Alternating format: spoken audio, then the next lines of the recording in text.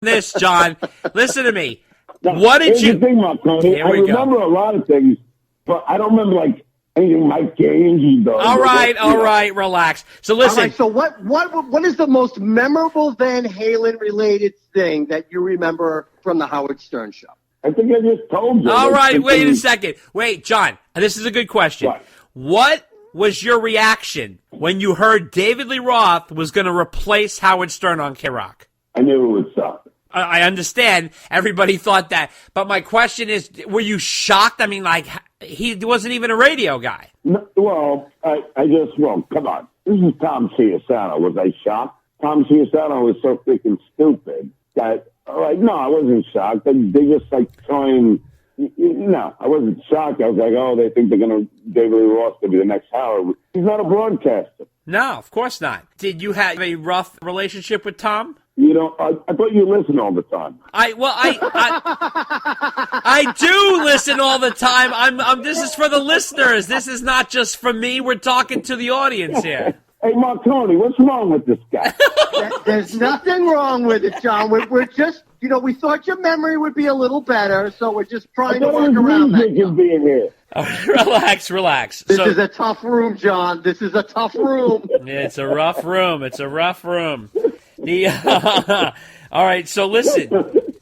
Somebody's going, why did I ask him to do this podcast? No, that's not true. Well, let me ask you this. Do you think Van Halen should have kept the name Van Halen when Sammy joined the band, or you think they should have changed it? What was the question before that? The one about Chiasano. Oh, all right. Okay, we'll focus on that, then I'll get into the next. All right. Tom Chiasano, Marconi was, and I'm just going to give you a few examples. Okay. One time I'm in his office. I'm fighting to make $50,000 a year. Right. This is 10 years into the Stern show. Wow. Stuttering John is making $40,000 a year. Right. And so I go, Tom. Come on. And this is when Tom was dying of cancer. He had a real bad cancer. Right. I forget what, but he was doing, chemo and everything. I go, Tom, I want $50,000. And Tom goes, John, I'll die of cancer before I give you $50,000. Oh my God. Oh man. Jesus God. Another time, Tom, in lieu of a raise, says I can get health care for me and my family. I go, all right. 3 months later, K-Rock has a new policy, and they say, oh, no free health care. So I go to Tom. I go, Tom, that was part of my deal. He goes, I do it for you, then I'm going to have to do it for everybody. Sorry. Oh, my God. Oh, man. But here's the best part. This is where, besides me beating him in golf, which was great. Right. Because he's like a, right. A golf enthusiast. So my favorite moment in my life of leaving the Stern show was when, and keep in mind, Tom Chiasano and Steve Kingston, when I was there, arguing for more money. Right. And for everybody who's listening, all three of you, Steve Kingston, was the program director of the, okay. Right. So I'm up there and I'm just like, I want more money. And then, Tom goes, well, what are you going to do? I mean, we don't have to pay. And then I think either Steve or Tom goes, Howard created you. And I said, no, years and years of bad parenting created me.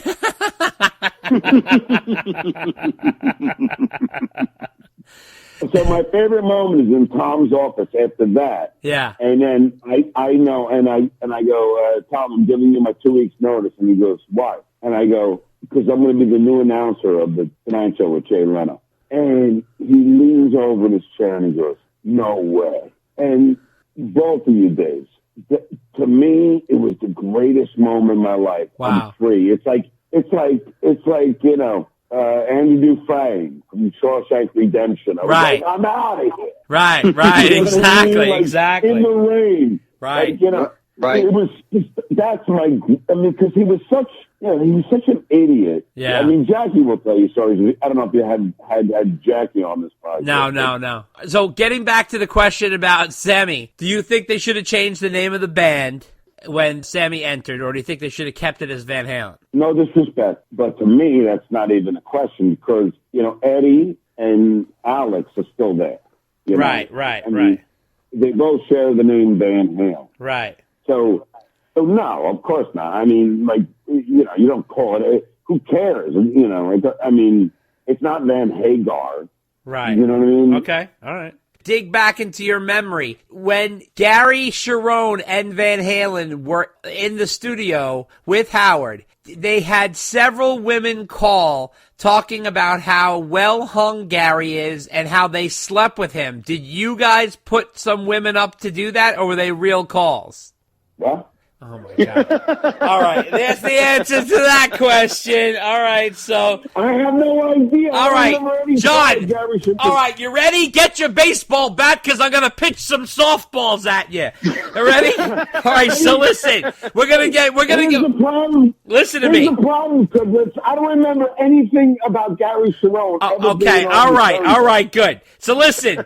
Do me a favor. All right. Listen. I'm gonna ask you questions that are within the realm of your mind right now, so this is going to be about you, okay? So you should know the answers. In the realm of my mind, as opposed to the realm of your Gary Cherone obsession. Yes, that is correct. You are correct, sir. In the realm of, just because he's obsessing on Gary Cherone. All right. All right, relax. So now, listen, you did some of the craziest interviews on the show. Which was the wildest one that you experienced? Are you reading these questions, Cribbler? This guy's unreal. No, John, he's pulling him out of his ass. What do you think he's doing? He pre-prepared all these. Trust me. What do you think? He did, John, you mean he did the research, knows your career, and is asking valid questions to you? Yes. The answer is yes, John. Okay. Yeah, but what is the 75% about Gary Cherone? All right, listen. John, we're moving on. John, I know there's a 7-minute delay, but we're moving on from that, okay? John, did you blow Gary Cherone? Listen to me. You did some of the craziest interviews on the show. What was the wildest one? The Sharon Stone one, like I told you. Okay. You know. What about Martin Downey? Yeah, well, that was the first one that got me, you know, at least on the Channel 9 show. It was like, that was the most watched Channel 9 show. That was great because he punched me off the chair or whatever. Right. Well, he got in your face. But that was really intense. That was like a scene out of WWF. Well, Tony, do you know of the Ringo Starr interview I did? Oh, that's fantastic. Yeah. This was I don't. No, I have to admit, I do not. Tell that story. That's fantastic. Yeah. It was so weird because I asked Baba Booey in for this was literally the best setup and pitch right down the middle, and John just knocked it out of the park. It was the best. Go ahead. Yeah, but it was so it was so hard, Marconi, because like I asked Gary before, it's like at a press conference with all like who's the dude from PLJ, Scott Muni. And they're all there. Like it's like 100 reporters. Yeah. You know, Ringo Starr is announcing the All-Star Tour. It was like, I'm like, and I said to Gary before I went, I go, look, I'm trying to get a record deal. Is this going to screw me up? And he's like, no, I got you. So I was like, all right. So then there I am. They give me the microphone after, everyone's waiting in line for the mic. And I go, Ringo, what'd you do with the money? And he goes, what money? I said, the money that your mom gave you for singing lessons. And the place went crazy. The place went. Scott Muni, everybody, they were like, oh. It was fantastic. It was fantastic. It really was. It was a perfect moment, and the way the timing was. He's like, "What'd you do with the money? What money? The money you get." We just kind of nailed it. It was really great. So now, was that your favorite? Would you say out of all the ones? Well, then there's the Fred Gwynn one, which is my favorite. God, it's also Howard's favorite. But then, brilliant. The Jennifer Flowers one, really put me on the map. Right. Even the McLaughlin report was they were referring to me as Mr. Melendez. I'm like, right. Holy crap, But the best response day that anyone has ever given to me? What's that? Out of all the people that I've interviewed. And I've interviewed everyone from Tom Hanks to Denzel Washington, but the best response was from Joan Rivers. I said, Joan, do you think ugly people should be allowed to have children? She said no, and I told your mother that. Oh. Well, she's also, I mean, she's so quick, and she used to roll with it. I mean, she was a hardcore comedian, that's for sure. Now, which one got you the most scared? Was there any one that got you the most scared? Well, when I asked John Amos, it's on YouTube. Oh, yeah. John Amos was, he was the father in Good Time. Right, and this is at the softball game, right? Yeah, it's a softball thing. Right. And he's there holding this huge bat. He's a tall guy. Big guy. And I'm like, I stutter, but I stutter more when I'm having to ask somebody a question that might end my life. Yeah. It's so funny. And he's holding a bat. I'm like, he just, before I even could spit out the question, he was like, how does a guy with a speech impediment get a job like this? That was and he started goofing on my stutter. It was like, but I'll tell you, Criblets, it was like one of those ones where I'm like, I could either get punched. Yeah. Like, it could have gone either way. And I've been punched by a lot of people. Wow. Wow. Speaking of getting punched, one of the most infamous situations was with John on the E! Show with AJ Benza. That was classic. I mean, all of these are freaking classic. But, I mean, John, the moment that you and AJ had, that was reality television before reality television, right? Well, yeah, I've always maintained that the E! Show was the beginning of reality television in a lot of ways. Yeah, absolutely. And so tell me, what was that whole skirmish like to be in the middle of? Well, see, it's really bizarre. I always say that I took a punch for Artie Lang because, right. I never liked AJ Benza on the show. I now we're friends. Right. Right. I mean, he's apologized and everything else, but I didn't like him on the show. I thought he was like a mafioso wannabe. Yeah. Yeah. With that machismo. I don't know. I didn't like him. Right. But I was a phone screener and a writer.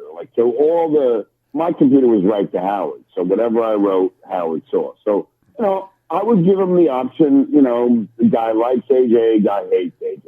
Right.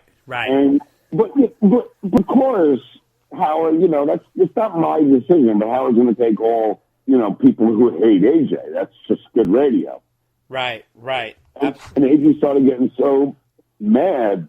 It was like, let me tell you something.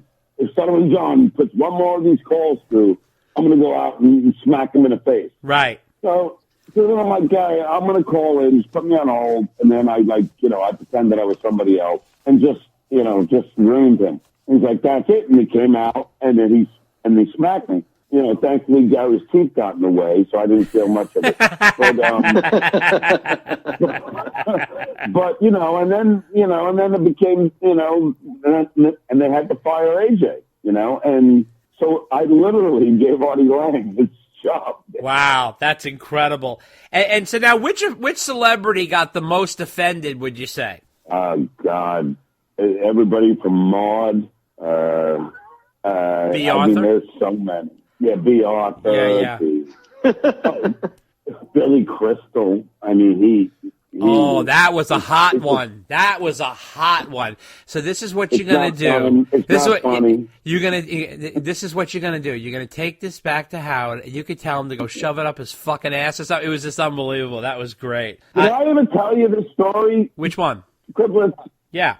Well, so after, and Marconi, I don't have that. Just I'm going to say Dave from now on. Yeah. But after I interviewed Billy Crystal, yeah, it was like, he was legitimately pissed off. He was really pissed off. Right. So then, cut to me on the Tonight Show.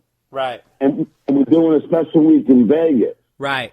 And Billy Crystal is one of the guests. And right. I go to Jay. Yeah, I go to Jay. I go, look, I'm the announcer on the show. And, and I go to Jay. I go, look, I had a little altercation with Billy. You think I send him I don't know, some flowers or some chocolate to his dress room? I don't know. Right. And Jay goes, no, John, just avoid him. Don't worry about it.